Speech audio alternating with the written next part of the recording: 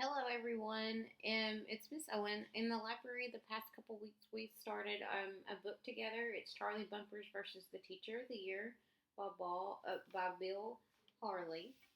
And what it is, what we've read so far is Charlie Bumpers is going into the fourth grade. It's the beginning of the year, and he finds out that he is having his teacher this year is Mrs. Burke. Well, Mrs. Burke, he got in trouble with Mrs. Burke in third grade, and how it was he and his friend Tommy.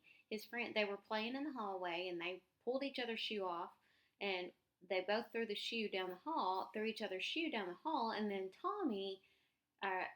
Charlie threw Tommy's shoe, and as it let go, a teacher came out, and it was Miss Burks, who is going to be his teacher. So he thinks that Miss Burks hates him because she said if she ever sees another shoe fly down the hall, he's going to miss recess for the rest of his life. Well, we've made it through part of the first day at school.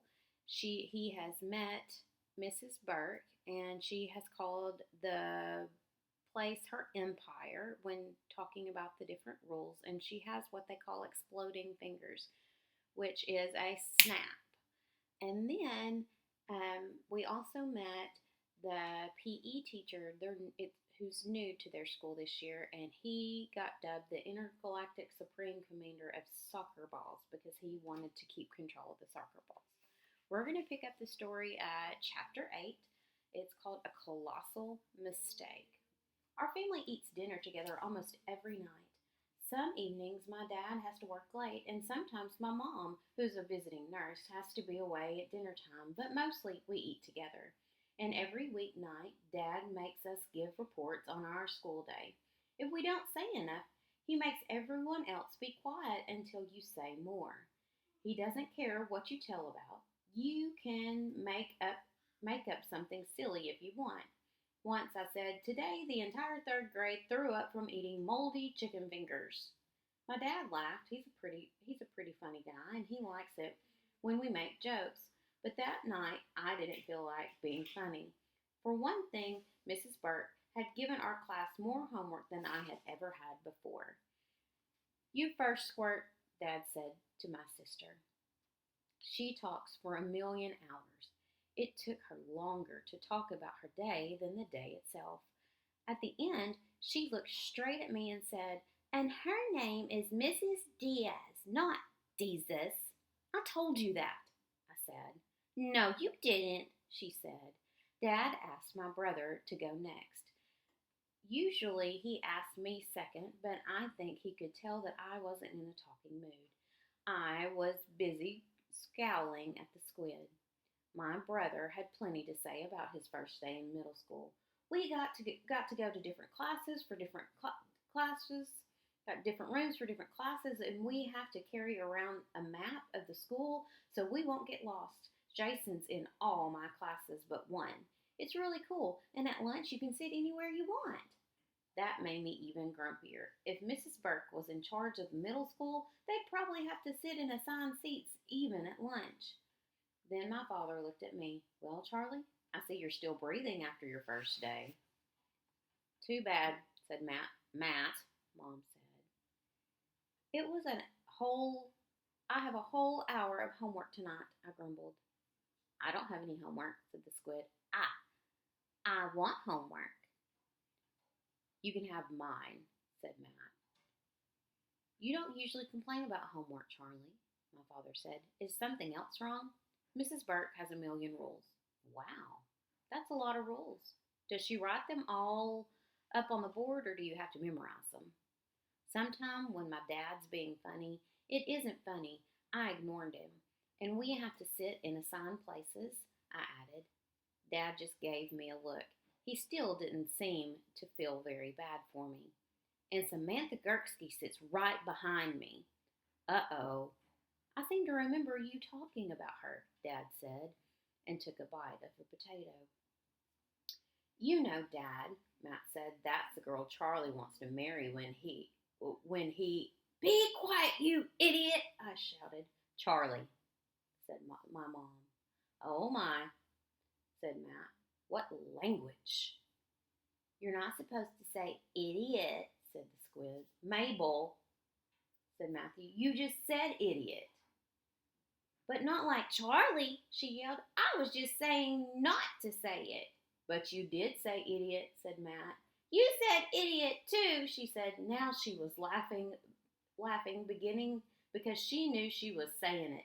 Everyone had forgotten what we were talking about what had happened to me. Enough, my dad said. No more idiots. Now you said it, squealed the squid. They were all laughing. Ginger was barking. She always barks when people laugh, like it's her way of laughing. Everyone was laughing or barking except me. I still thought Matt really was an idiot. When the laughing died down, my mom spoke up. Mrs. Burks can't be that bad, Charlie. Did she talk about the play you'd put on? You mean when Charlie gets to be a bunny? Matt asked. I ignored my brother's comment. I'll be a bunny, the squid said.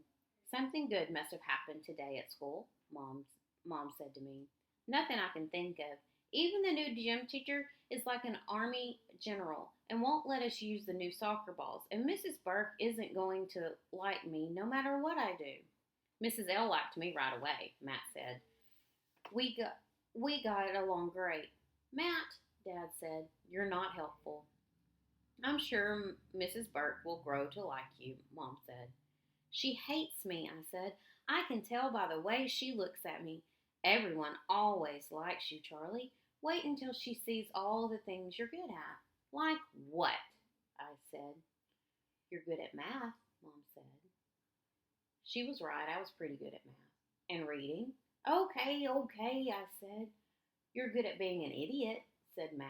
Stop it, Matt, said Dad. I mean it.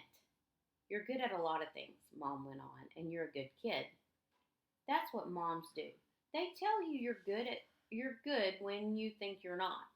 Mom, Mrs. Burke just doesn't like me, I said, and I'll never like her, and I can't believe she ever was Teacher of the Year. Dad put his fork down.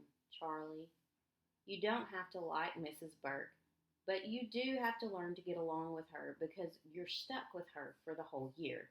You mean like you're stuck with Mr. Grimaldi? I asked. My dad screwed up his mouth and looked at the ceiling. Mr. Grimaldi was his new boss. Dad wasn't happy when his old boss, Mr. Revolts, left. Mr. Grimaldi took his place.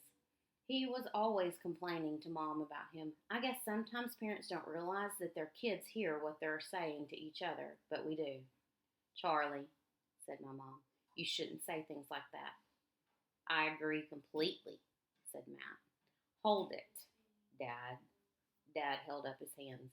That's a fair question. Yes. You're stuck with Mrs. Burke, just like I'm stuck with Mr. Grimaldi. Do you get along with Mr. Grimaldi now? I asked. I'm working on it, he said. Well, I said, when you learn to get along with Mr. Grimaldi, maybe I'll learn to get along with Mrs. Burke. It was quiet at the table, and Dad looked at Mom and then back at me. He held up a finger. Okay, I'll make you a deal. I'll learn to get along with Mr. Grimaldi if you learn to get along with Mrs. Burke. It's a deal. Trick question, no good answer. Dad stuck his hand out across the table for me to shake. I looked at it and I didn't want to shake it because that meant I would have to learn to get along with Mrs. Burke. But he was my dad, so I shook it. I already like Miss Diaz, said the squid. You mean Mrs. Deezus? Said Matt. No, Diaz, said Squid. Everyone laughed again and Ginger barked. But I didn't laugh. I knew I'd made an enormous, colossal mistake by making a deal with my dad because I would never be able to get along with Mrs. Burke. I'd rather quit school and go to work and try to get along with Mr. Grimaldi.